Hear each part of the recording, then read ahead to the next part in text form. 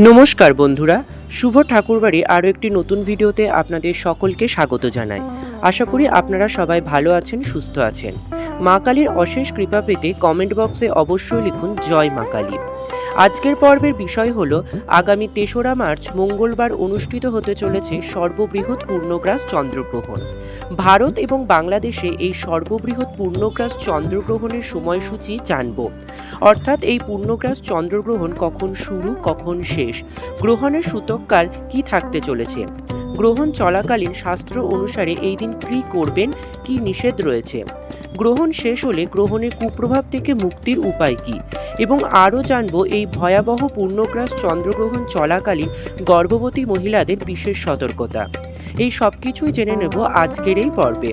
মূল পর্বে যাব তার আগে শুভ ঠাকুরবাড়ি চ্যানেলটিকে সাবস্ক্রাইব করে পাশে থাকা বেল আইকনটি প্রেস করার অনুরোধ রইল, যাতে সকল ভিডিও নোটিফিকেশন আপনারা খুব সহজে পেয়ে যান। চলুন শুরু করা যাক আজকের পর্ব।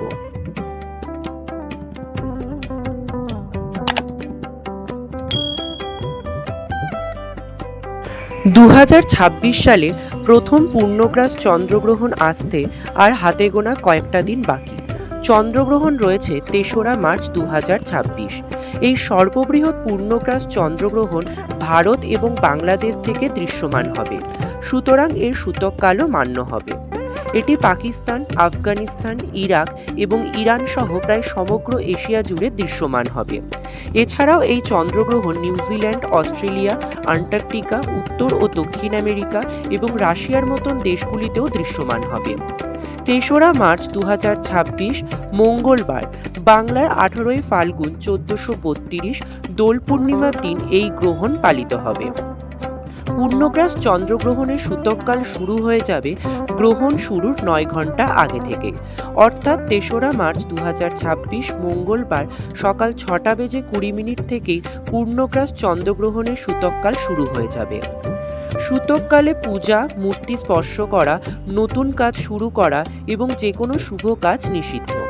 সূতককালের সময়কালে রান্না করা খাবার খাওয়া, ভ্রমণ করা এবং ঘর থেকে বের হওয়া নিষিদ্ধ।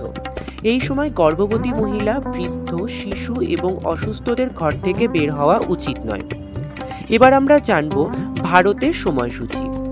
গ্রহণের স্পর্শ বা আরম্ভ হবে দিবা 3:20 এই পূর্ণগ্রাস আরম্ভ হচ্ছে অপরাহ্ন 4:34।